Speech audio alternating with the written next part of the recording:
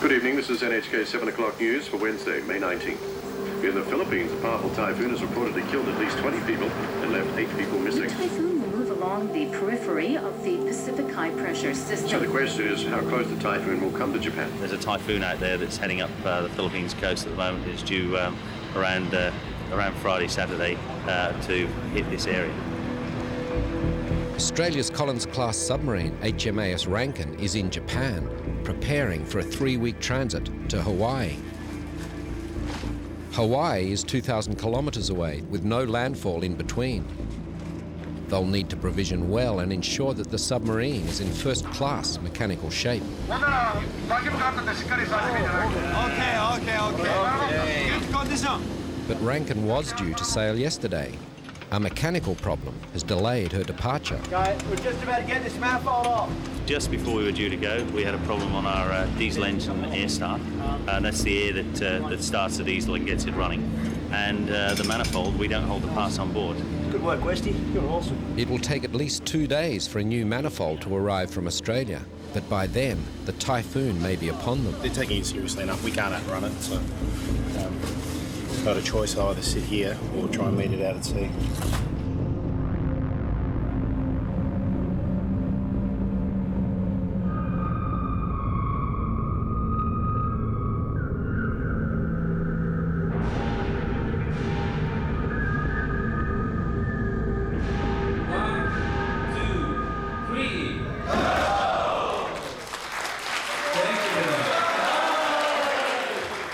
While Rankin waits for repairs, the crew of Japanese submarine Fuyosho is keen to make the Australians welcome.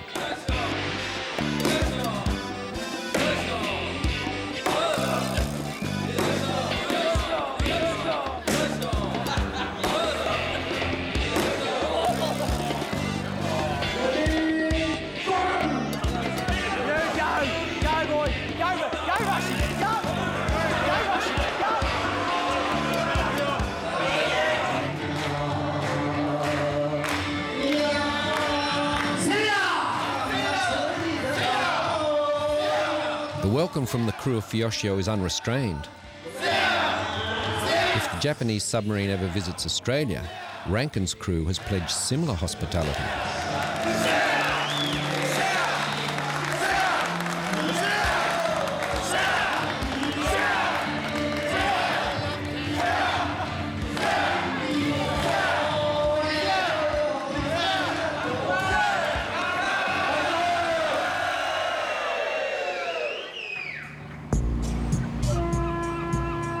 Two days later, with the new manifold installed, Rankin departs Japan.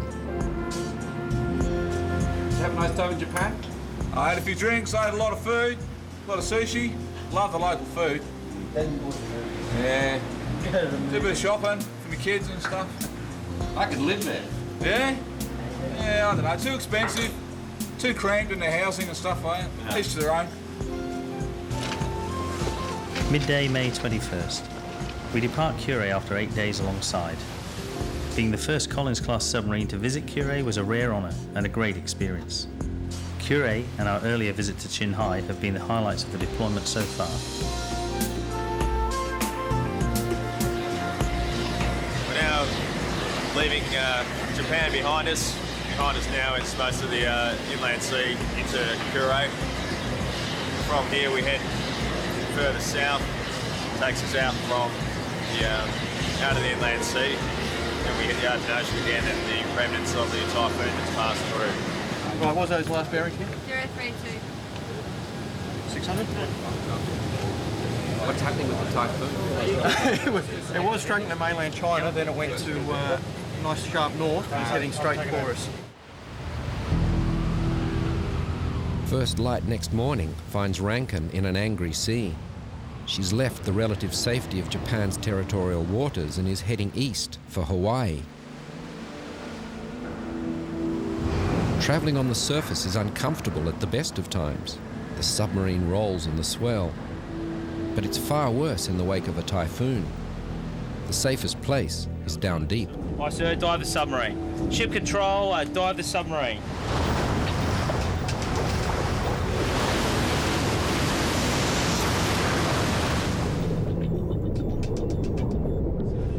12 metres. So we can. 0500 May 22nd, our first dive after leaving Japan. 30 metres, 10 down. Seconds. Thankfully, the typhoon passed to our north, and by remaining deep for the first part of the transit, we managed to avoid any rough conditions. Relation decreasing. Drop his datum in flight control. 8 down, 41 metres. Left 60 metres. Heavy there, Cobb. Heavy, sir. Okay, head revolution 3-5. Head revolution 3-5. Head revolution 3-5, order 2.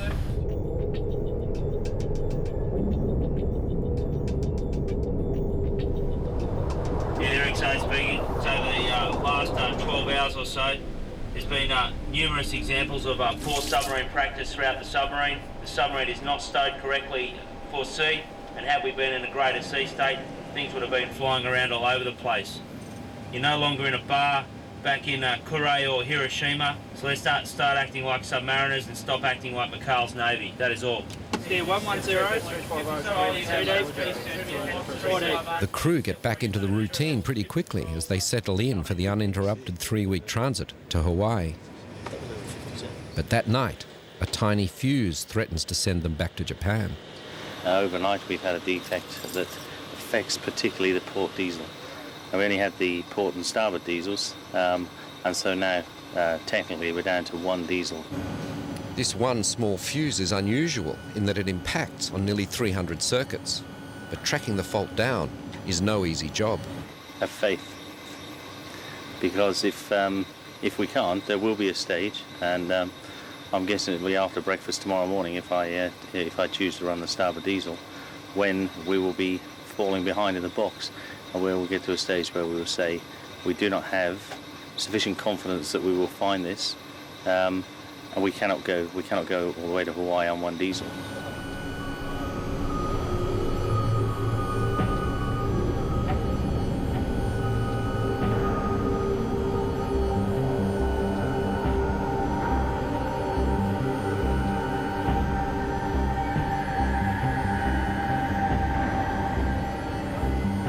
Like looking for a needle in a haystack, the engineers search all night.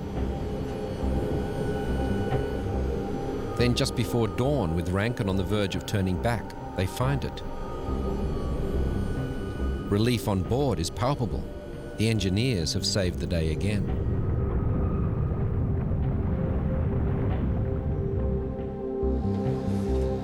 Captain Steward Chris McClarty is studying for his qualification as a submariner.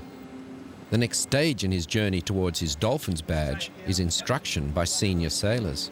We wind it all the way in because that pierces the diaphragm, and then we wind it all out to actually supply air onto the manifold. They take him from one end of the boat to the other to ensure that he knows every valve and system on board and its function. Pull that in and push it up. Yeah, and the hydraulic isolation valve for the tow raise. Yeah. Where's that? Every submariner needs to know the detail of the boat in case they are the closest when an emergency breaks out. Yep. I know if I get them, then I'll achieve something, and that's why I'm here, I guess, is to get these dolphins. Can you explain to me how we load weapons? Once I've got them, then we'll move on from there. At least I know that I've achieved it instead of I've done it. You'll have achieved a lot, won't you? Oh yeah. It's hard. It is. For such a steward, technical side of things, some things like, trying to find something that you've never seen or how it works, but yeah, be good. Chris's position on Rankin has become a little more secure because the captain has arranged for second steward Mel Clark to try a new career path as a trainee radio operator in the high security area behind the black curtain. I'm only doing it for a day. Would you rather be a steward or do that? Do that, for sure. Why? It's just different. I don't like cleaning up after people. It's not me. So this is the career for the future for you? I'm not sure yet.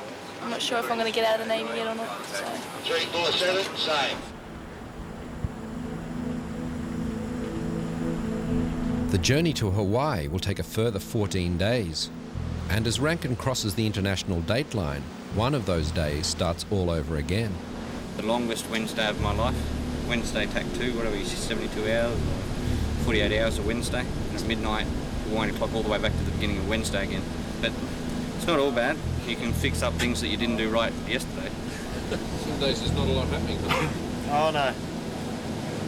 I mean, transit like this, I mean, look at the chart, nothing for miles.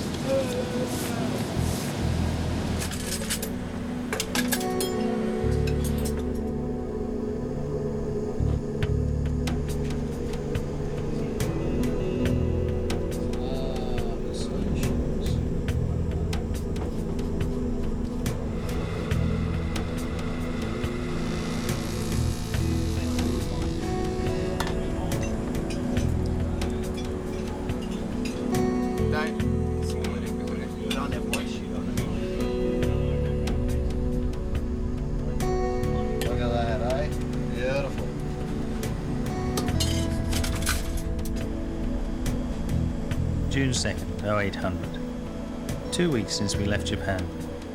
For the past week, our transit has been without incident, and all systems are operating correctly. Never look forward to days like this, really. Why? Just have a break, recharge the batteries. Yeah, the crew's good. I mean, everyone's got their own things that they go through, their own fun that they've had, and own experiences they're going to take away. Everyone's got a different perspective on what's happened, and everyone's enjoying it in different ways. I mean, I love the places that we've been, and I got out of Japan and Korea, obviously something very different to what other people got out of it. The visit to the Peace Park was, in some respects, an eye-opener about the detonation of the bomb. I mean, obviously you can think a million different things about that, like why. It all depends on the person, though. I mean, you take whatever you take away from it, and when it comes down to it, you do your job. I mean, there's times where, yeah, you think of yourself and go, is this actually what I believe in? But being part of subs, being part of the defence, whatever, I mean, you tackle the issues and you deal with whatever happens as it happens.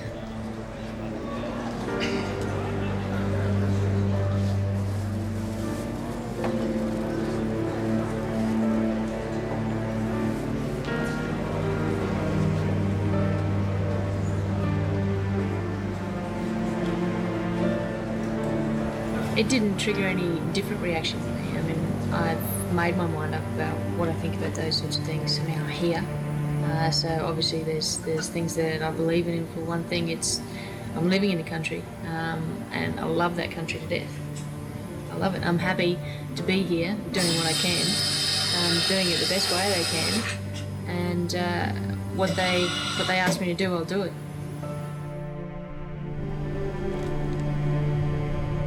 6 weeks have passed since leaving Australia, and messages from home are greatly treasured. Got a few actually. I've got 3 from Lisa and 3 from my daughter Emma. But the last one's the best one. It says, "Hi Dad, I went on my first date. Greg and I held hands. Greg is cute." There you go. It's a milestone in a 10-year-old's life. She's been wanting to go on a date for a while, and all of a sudden it's starting to happen. I hope Greg's a nice bloke. Hope he's watching this if it gets on the telly. I hope he looks after my daughter. She's only 10, but it's a lovely milestone, and I shall keep it. I shall put a date on that, and I shall probably give it her when she gets married.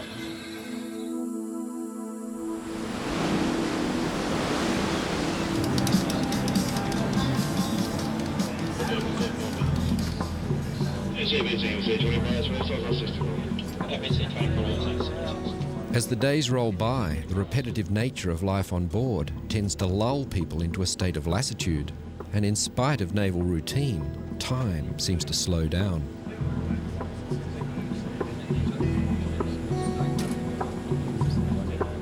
A busy program on the agenda for today. Consult the ship's notice board if you have any queries. 1400 hours. With Hawaii still 1 week away, I'm raising the intensity of our training. We will be exercising with the US Maritime Forces before reaching Pearl Harbor, and after a period alongside, the RIMPAC War Games commence. With this in mind, the XO is running a series of exercises designed to focus the crew on the task in hand. Head revolutions 115. 10 down. Stop sorting. Midships down on mast. Stand by collision. All compartments. Brace for shock. 30 metres. 10 down. Keep 45 metres. Open 4 main ballast tank float valve. Louder! Can't hear you! Stop blowing main blowing main ballast stop. Blowing main ballast stop. Action brakes. Open external vent valves. Open external vent valves, I say. 1, 2, 3, 4, 5, 6. Main ballast tank, external valve, switch to open. Could not hear the echo sounder operator. Senior sailors wearing blue hats are assessing the crew's performance under pressure. Toxic gas, all stations, bulkhead air Stations, safeguard, safeguard. But then it all turned real. Leaking exhaust fumes poisoned the atmosphere back aft in the engine room. Toxic gas, after 76. Operating master forward. Got a man in the headset, communications.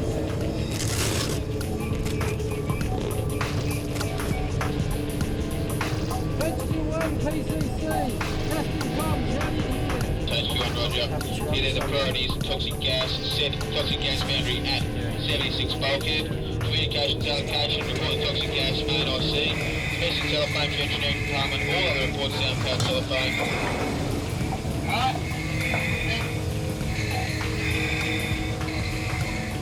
It took 2 hours before the gas was cleared and the boat returned to normal. The next day it is all on again. This time it's an abandoned ship exercise. Shut all hull valves, ahead revolutions 115, full rise, 20 up, midships, emergency blow main ballast. Emergency blow main ballast. 20 up, 50 metres. 45 metres. 26 metres. Taking the angle off. 18 metres. Ratio, that's where I'm placed on the water. Maintain the incident. 10 metres. 9 metres. Blow 1, 2, 3 main ballast, aye sir.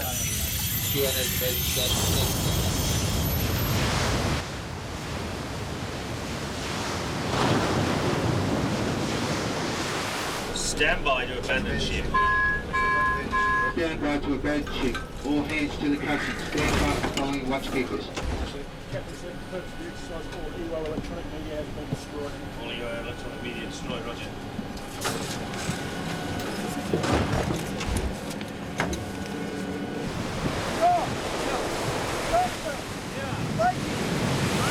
XO, sir. 5 personnel below, 2 on the bridge. It is, as they say, a ghost ship.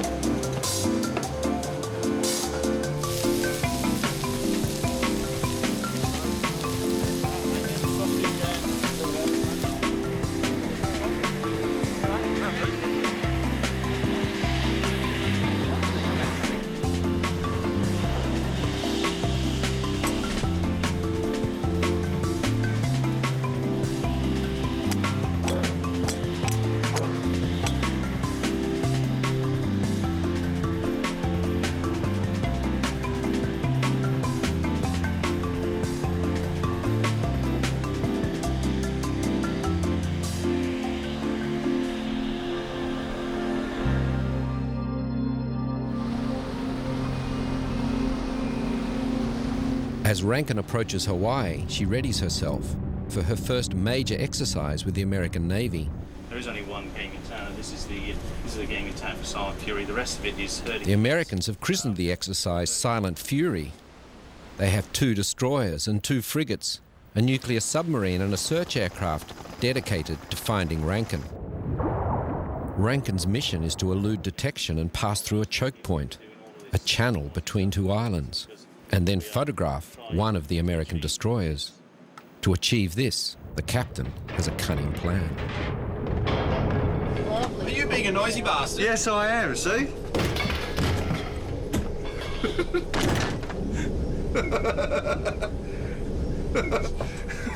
They're not going to know what hit them. The captain wants the Americans to become accustomed to a high noise level, as might be expected from a boatload of Australians. Jumping off the 3rd rung of the ladder and bouncing off the DSS deck. However, I would encourage people to actually take it seriously and to make a little bit of noise. In 2 days, I'm not going to love it though. So what's happening in 2 days? I'm going to go quiet. Yeah. Yes, go quiet so they can't hear us at all. Try and confuse them. June the 7th, 2000 hours. Silent Fury has started. For the last 48 hours we've been making quite a racket, but we are now in our quietest state and travelling at slow speed along the coast, using the ambient and shore noise to mask our presence. The Americans were supposed to turn off their sonar to give Rankin an opportunity to slip away, but it seems they've dropped that part of the plan. Right from the word go, they were trailing us even before the choke point started. They were actually shepherding us down the corridor, and the other units were already waiting down here anyway, so it's made it extremely difficult for us. It's a bit unrealistic in terms of a real scenario. The red ones are the vessels that we're playing the games with, and they're the possibly hostile units, so they're the ones that are looking for us, and obviously they're hostile because they're looking for us. So there are, what, 1, 2, 3, 4 hostile ships out there and a yellow one? Yep. Choke point being between these two islands, so our aim basically is to position ourselves off the northwest of Nihal and mask ourselves a little bit with the shore here, so give ourselves some sonar cover that make it harder for them to detect us through up this direction. Okay, yeah. Left-hand edge is about bearing a 127. Passive sonar is simply listening to what's out there. Up to now, Rankin has been lying low by keeping her noise level below that already present in the water from undersea activity. And you can hear the waves crashing. Yeah, well, you can hear noise, yeah. Yeah. Not so much waves crashing, but you can hear a constant sound like, I suppose, rain.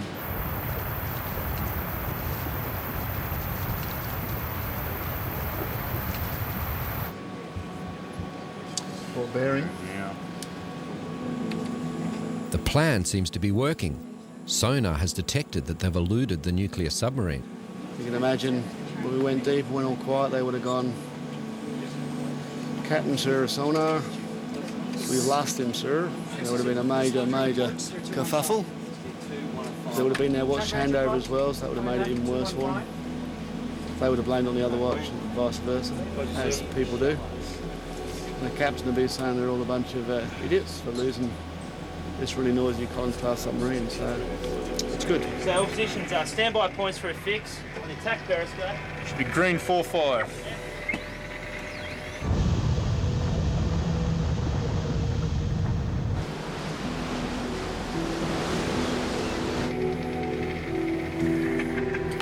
Down.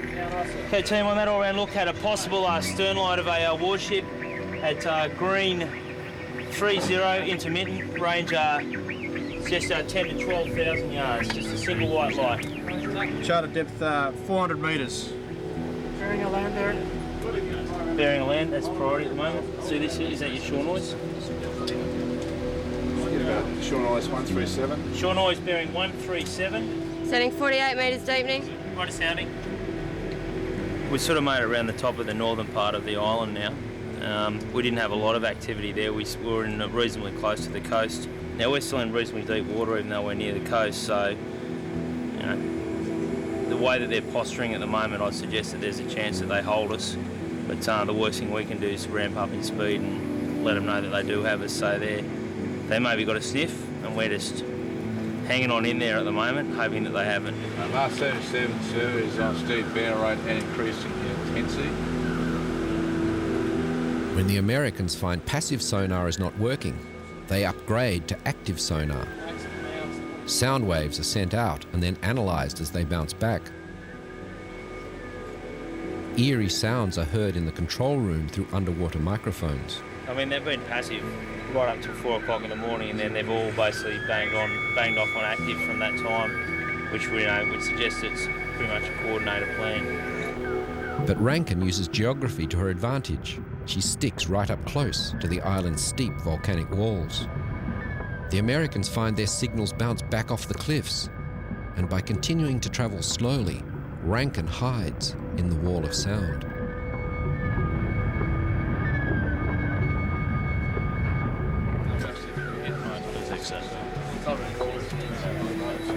Sorry, sir? I don't think so either. No. This is fishing. And the worst thing we can do is do nothing. Is to do something. Yeah, the best thing is to just stick where you are. Yep. Yeah, great. It's good though. Rankin keeps safe, undetected along the cliff wall. What lies ahead is a dangerous crossing of open water to the second island. She'll be vulnerable to detection. Success here for Rankin will help shake the ghosts of the Collins-class reputation as the submarine attempts to make its mark in the world's biggest war games.